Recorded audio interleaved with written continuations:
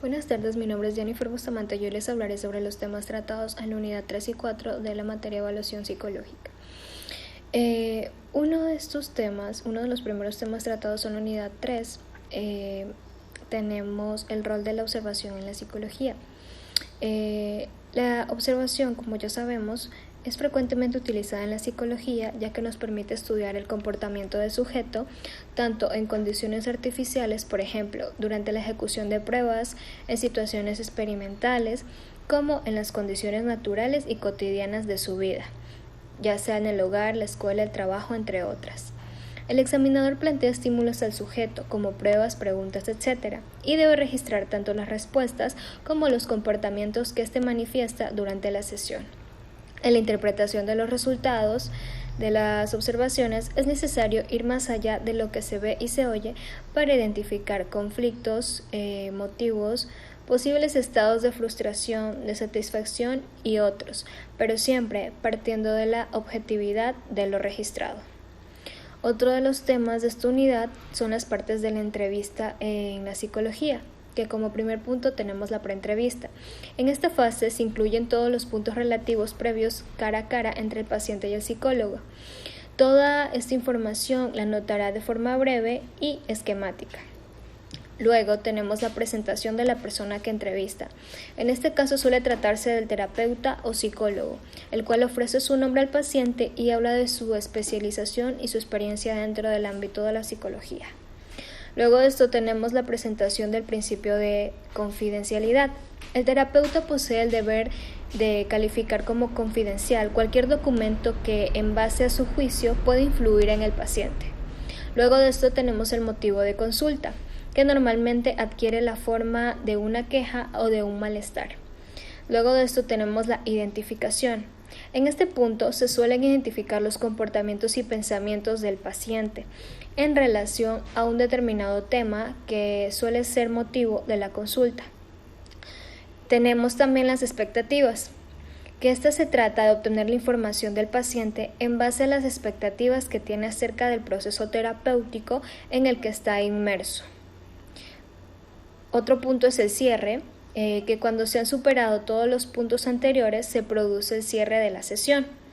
Luego tenemos la post-entrevista, que en esta fase el terapeuta podrá completar notas que haya tomado durante el transcurso de la entrevista. Otro de los temas a tratar en esta unidad fue el proceso de la entrevista, que la finalidad de la entrevista es realizar una evaluación del paciente a través de una conversación. Toda entrevista recoge la demanda del entrevistado. La función del psicólogo consiste en identificar esta demanda.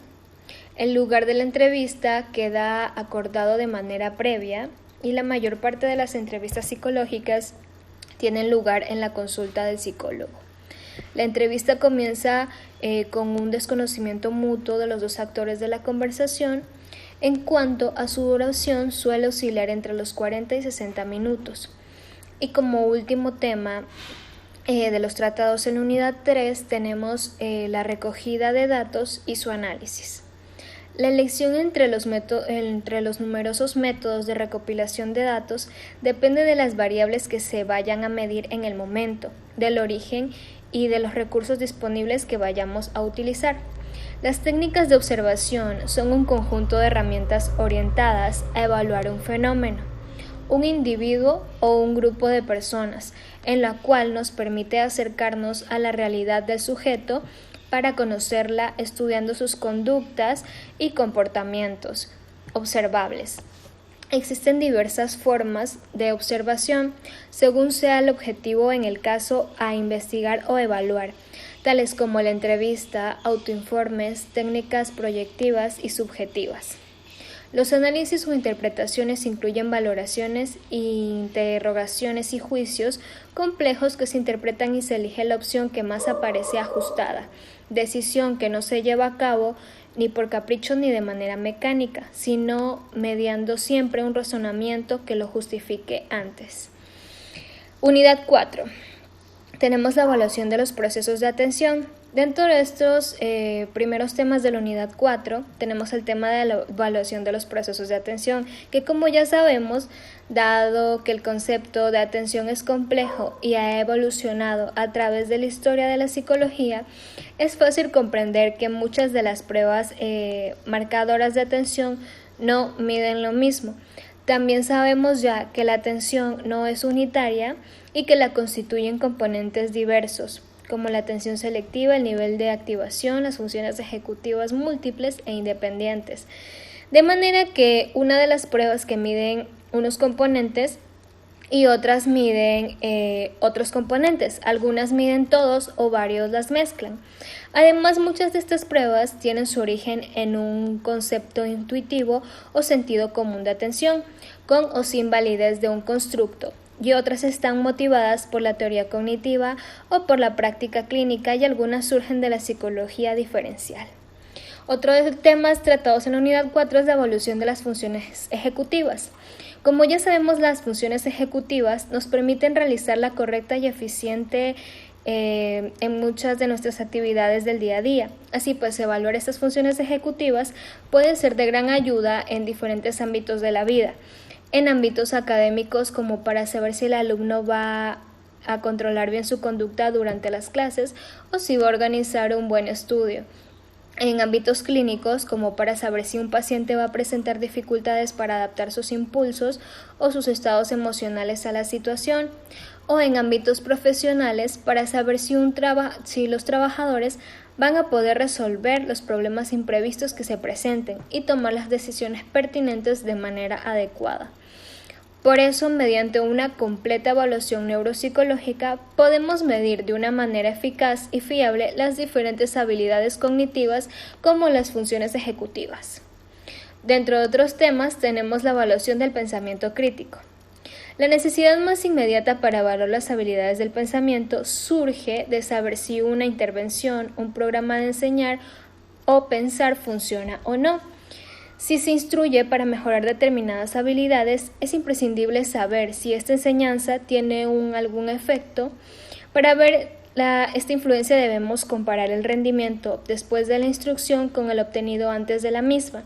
Si dicho rendimiento es mejor después de la intervención que antes de ella, estamos en camino adecuado para mostrar que probablemente esa ganancia posterior se deba a nuestras enseñanzas. Esto sería el origen de la mayoría de los proyectos de evaluación del pensamiento, demostrar la eficacia de una intervención. Pero este no es, o al menos no debería ser, la única necesidad de una medida del pensamiento. Como otro tema tenemos el informe. Todo proceso de evaluación psicológica concluye con una redacción de un informe para comunicar sus resultados. El informe psicológico no es otra cosa que una exposición minuciosa de los resultados de la evaluación. Se considera una herramienta más utilizada dentro de la práctica psicológica cotidiana, siendo la expresión del trabajo realizado a partir de la demanda del sujeto o paciente. Se considera un valioso instrumento de uso común a la hora de recopilar, organizar, almacenar y transmitir información en múltiples contextos en los que la intervención psicológica juega un papel relevante. Asimismo, permite transmitir los resultados, conclusiones y pronóstico en base a los datos obtenidos y analizados a la luz de instrumentos técnicos como entrevistas, observación y test. Todos estos abordos desde el marco referencial teórico y técnico científico adoptado por el psicólogo. Gracias.